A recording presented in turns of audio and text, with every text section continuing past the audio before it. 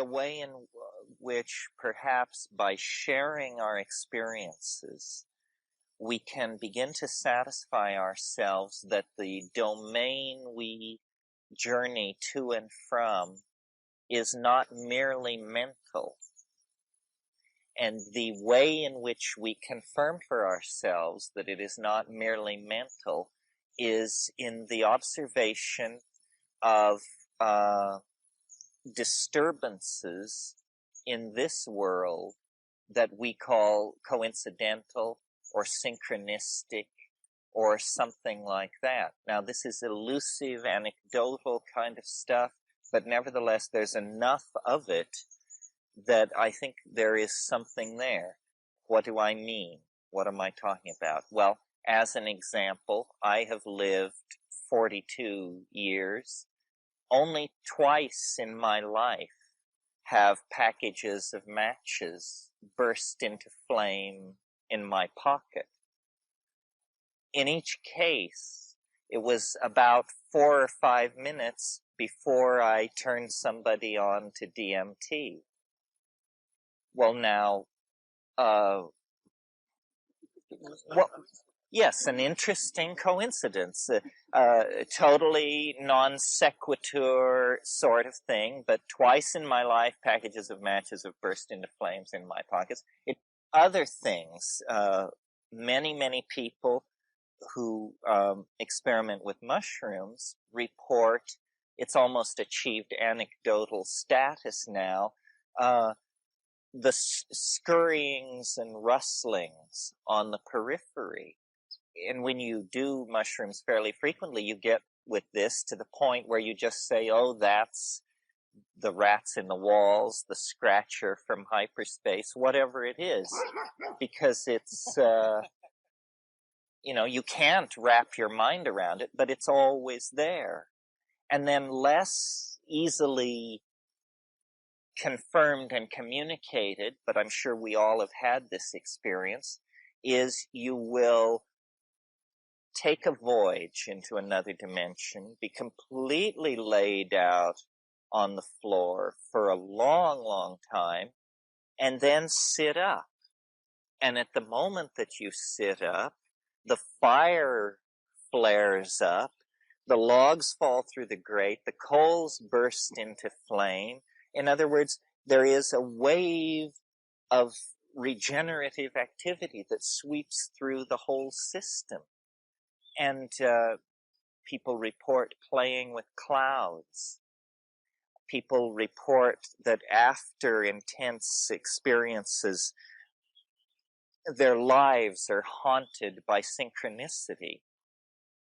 Well, psychologists get rid of this kind of anecdotal material with all kinds of semi-weaselly arguments, such as your clue-sifting intellect has been shifted from the background to the foreground. So now you are paying attention to the environment and it is giving you messages. And we all know that schizophrenics move into mental spaces where every license plate carries a message, and every headline is about them, and every conversation among the people they pass on the street is about them. But we all also know that we ourselves dabble with this, that this belief that the world is entirely independent of our minds and objective and unaware of us is the kind of scientific fiction in which we operate.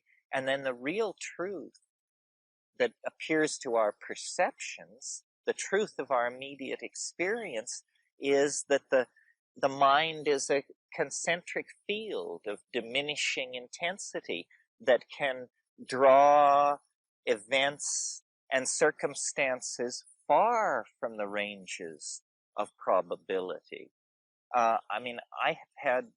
Once I had the following experience. It's all anecdotal, you see.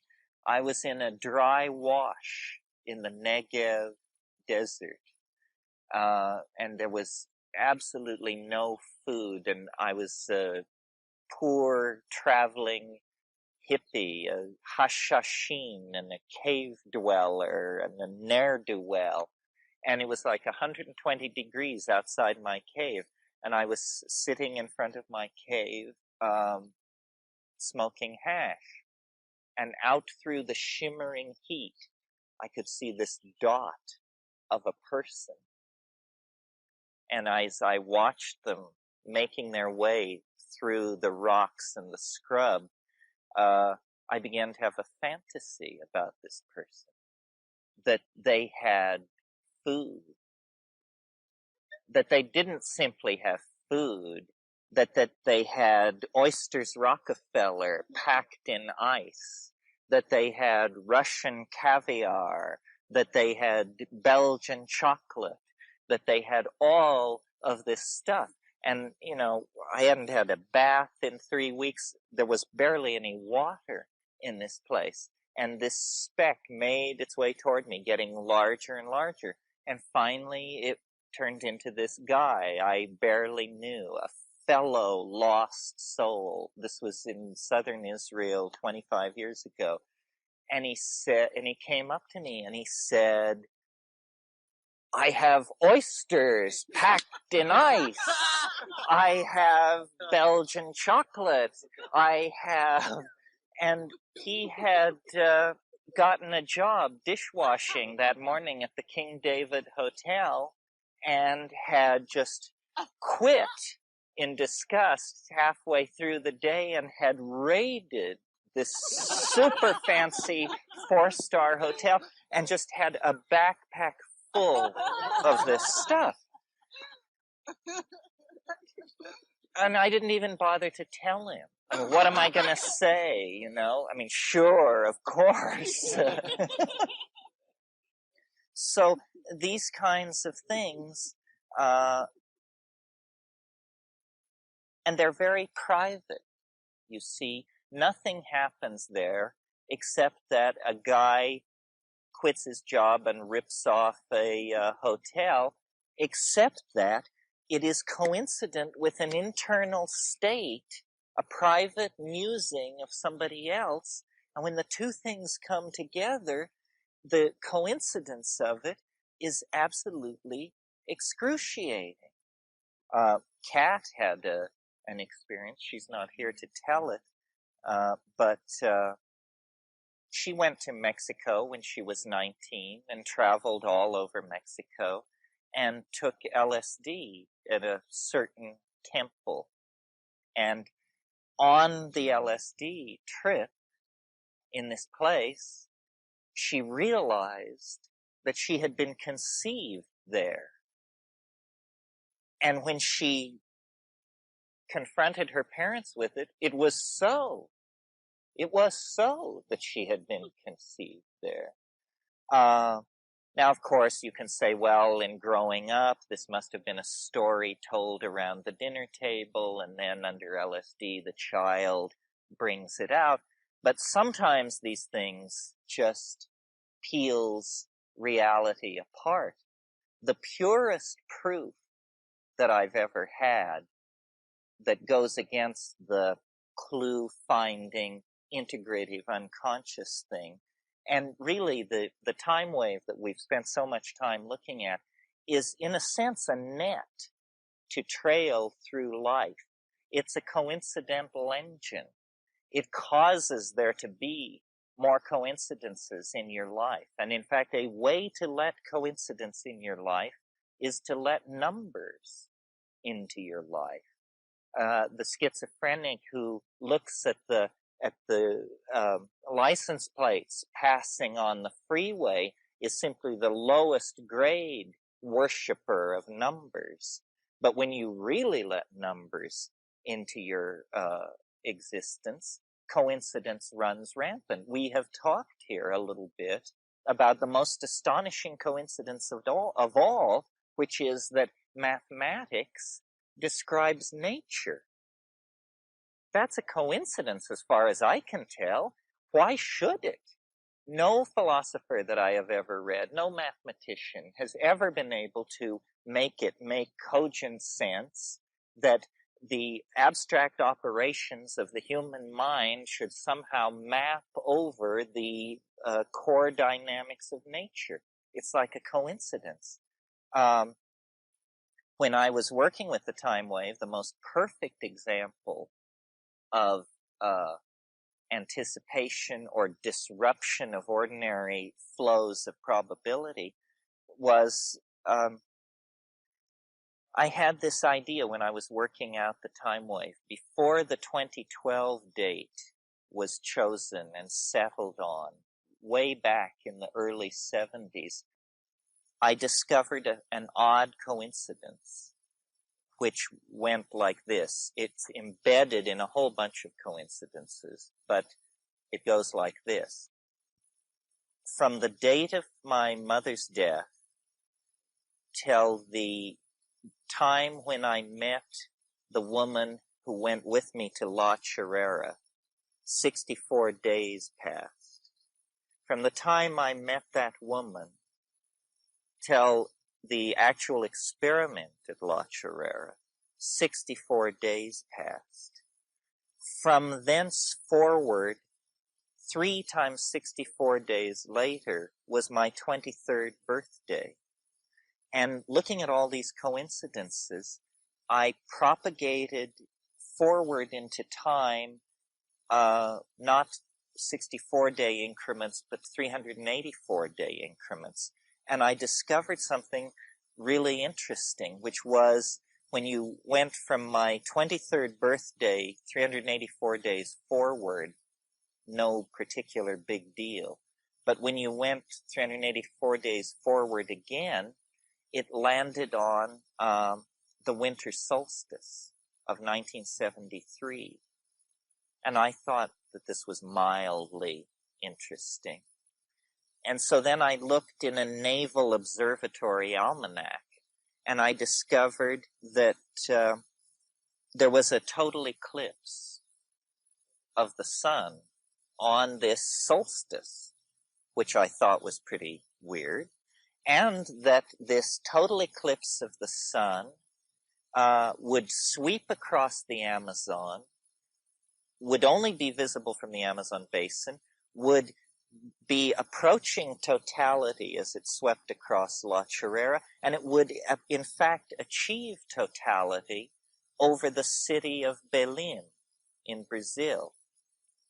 Well, now, Belém is a Portuguese word which means Bethlehem. And I began to feel led.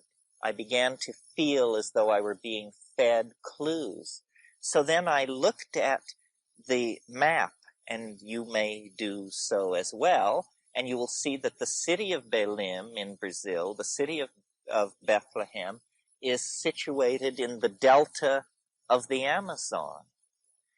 Well, I'm Joyce scholar and river freak enough to know that all rivers are female, and if you're too dense to know that, certainly the Amazon River is female, because it is named the Amazon. I mean, Gaia is what it is, you know, and Amazon is a giant woman.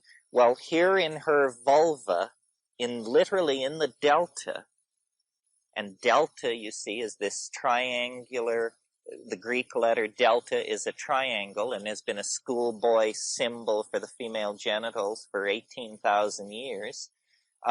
In the delta of the Amazon sits the city of Belém, over which on a certain winter solstice, a total eclipse of the sun will appear. And I said, my goodness, this is the stuff of prophecy. Something marvelous, it must be going to happen there. And, you must know Yeats' poem, what's it called? The Second Coming, the one about what rough beast slouches toward Bethlehem to be born. And it is an apocalyptic image, an image of the shift of the aeon. So I had all this data, pointing at December 23rd, 1973. And But I got this same argument from people, this argument that you must have known, you must have seen these astronomical ephemerides at some time in the past, you must have an unconscious photographic memory, the mind must be a computer at some level, and so forth and so on. But what clinched it for me was early in 1973, still 11 months before this much anticipated moment, I opened the San Francisco Chronicle one morning, and it says, "Long period comet headed toward Earth." And I closed the newspaper and said aloud, "I know that this comet will make its closest approach to the sun on December 23rd. Then I open the paper and read it. It says, yes, it will approach perihelion on the 22nd of December, give or take, so many hours Greenwich. And then I saw, for me, that did it. Because what it was a perfect proof. My wish had been granted. Because you see, no human being on Earth knew that this comet existed or had ever known, because it was a long period comet. It had never in historical times been in the skies of Earth. When I had focused in on this date using all these clues, it was absolutely in the value dark dimension. It was not in the collective unconscious, unless the collective unconscious anticipates the future. And if that's the case, then there's no way to contaminate any experiment from influence. So, the mushroom was willing enough to provide for my edification this thing. Well, but then see what happens. You may remember this comet. It was the comet Kohoutek. And it was an excuse for all kinds of falderall. I mean, harmonic convergence, eat your heart out. This was a much bigger deal. And yet this comet, which physically should have blossomed out into the most spectacular comet of all human history, was a dud. And once again, prophets ate it right and left, and booksellers were left with vast unsold inventory. So, to me, it's like play. It's like a joke. It's like if that doesn't seem like a joke to you, then you don't have a sense of humor. It's not going to hand over alchemical gold, because after all, why should it? Who are we to be the recipients of alchemical gold? But it does tease, and it does play. And I think if you're playful enough, you can coax it into being your playmate, and perhaps in these boundary dissolved states, this is what happens. I've told the story about how in the Amazon, when all this stuff was breaking loose, I went through this period where very calmly and deeply and without having any need to tell anyone, I thought, I came to the opinion that I was like enlightened. And it was this very low-key thing. It was all about appropriate behavior. This was the cognitive hallucination that I was having. It was about appropriate behavior. And I had this idea there's an appropriate way to do everything. And if you do it the appropriate way, no energy will be lost. And so you become like superconducting. You become like some kind of super Tai Chi character where you just do things so niftily that there's no problem, whether it's plucking a flower or moving a boulder. And I was told, when you think, sit on the ground. There were all these teachings, and they were very simple. They were things like, sit on the ground, stupid. And, use your fingers. That was a big teaching. Use your fingers.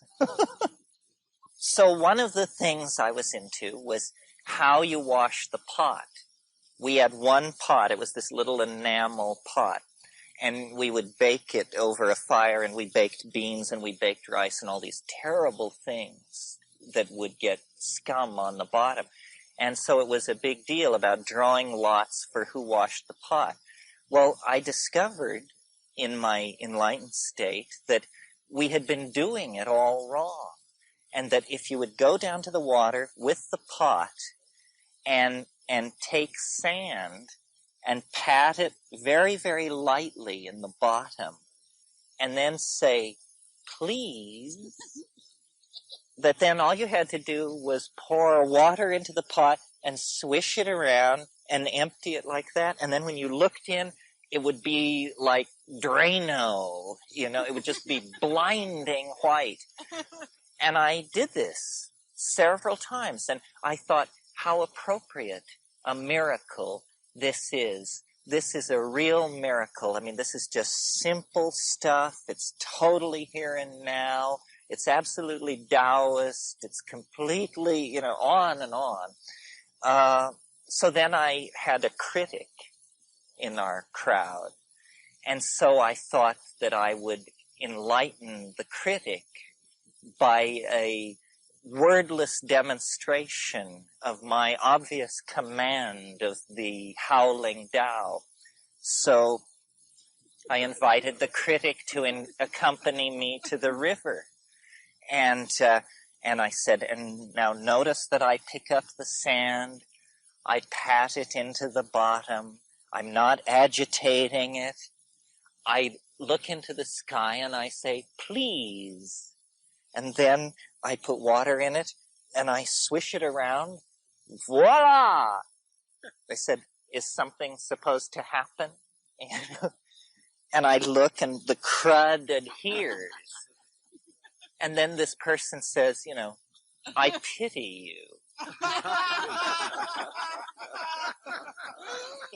And I would pity you more, but you alarm me. This was the sequela to the thing with the dancing butterflies, which was at the same time and the same thing, which is in my enlightened state, totally master of the Tao, I would go into the woods and I would hold out my hands, my outstretched hands like this. And butterflies that I had hunted relentlessly for months with a 16-foot extendable Japanese killing machine that was my tool in trade, these canopy butterflies would come down and land on my hands and strut and show their iridescence, and tears of joy would stream down my face, and I would kneel down, and they would all line up in front of me, and then I would weep more, but how much cathartic weeping and joy of this sort can you contain? So there would be this little nub in the experience which would begin to grow stronger, which was all about, this proves that I'm on to something. Nobody could look at this and not realize. Said, I must show someone. And the critic had not spoken to me since the pot washing incident, but was very, on me. So then I went back to camp and I said, let's just take a walk down the trail. Maybe we can work out these differences. Thinking that I wouldn't even mention it. I would just sort of, as I was consoling them, put out my hand and butterflies would drop from the trees. They would realize the error of their ways, so forth and so on. Well, of course, that didn't happen. So then I said, well, maybe I'm being too humble here. I should at least make a commitment to the thing. So I said, stand here and watch. And I raised up my hands to call the insects of the jungle to me. And then the line was delivered the second time, I pity you. And you're not your word, you're, this is all true. It is true that the butterflies danced on the back of my hand. Well, so what is one to conclude from this? Well, I think what you have to conclude is that ego is the absolute impediment to Tao. And that if you care what other people think, if you care how it's going to impact on your reputation, if you care, if you have any of these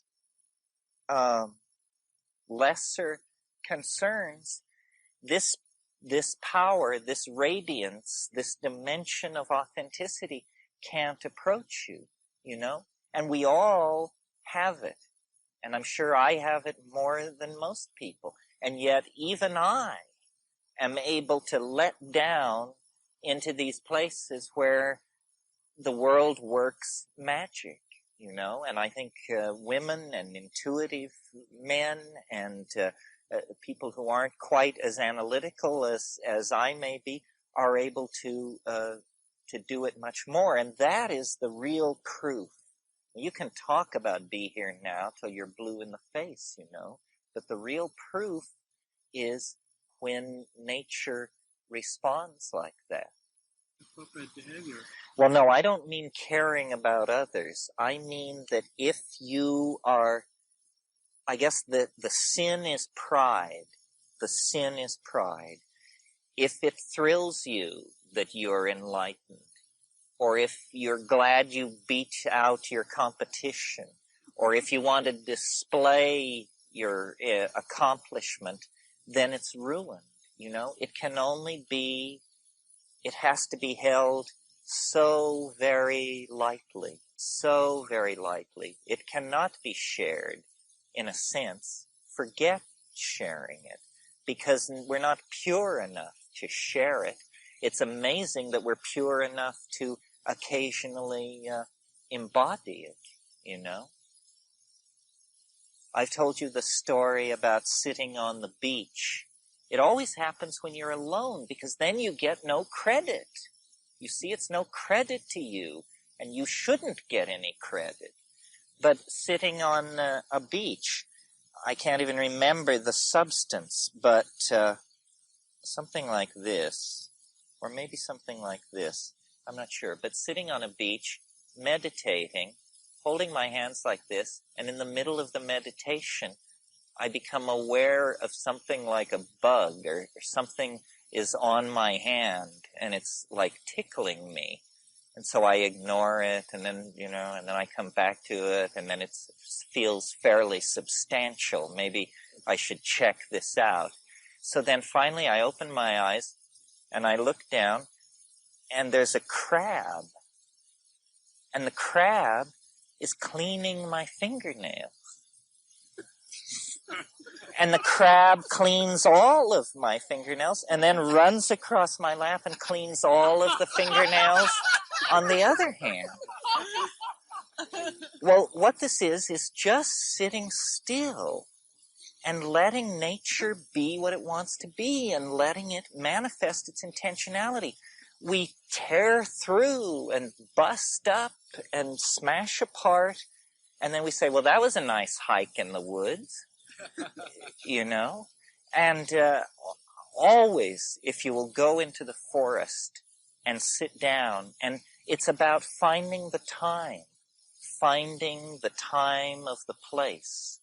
And in the time of the place, the magic is coming and going in a way that if you're moving faster or slower, it just isn't there. And I've often had experiences that I felt that were connected with psychedelics, but the main function of the psychedelic was to get me to be still for a long time. Kat had a wonderful experience on a Mexican pyramid. She was exploring it. She took LSD or something and fell asleep. And when she woke up, the tree she had been sleeping in, that she had been staring into the branches before she fell asleep, and so had a very clear picture of it. When she awakened, a very large snake had shed its skin directly above her in the branches of the trees. Well, you know, part of this is the doorway into coincidence, but part of it is magical attunement with what wants to be. This is what I think Kay must have been indicating, This is not language. This is communication. This is, the breath of the Tao. And everything that we say betrays this. So, feng shui, geomancy, an elaborate theory about energy flowing through the earth. As a verbal model, to me, quite unconvincing. As a set of feelings about the world, as a sense of the intentionality of place, incontrovertibly true.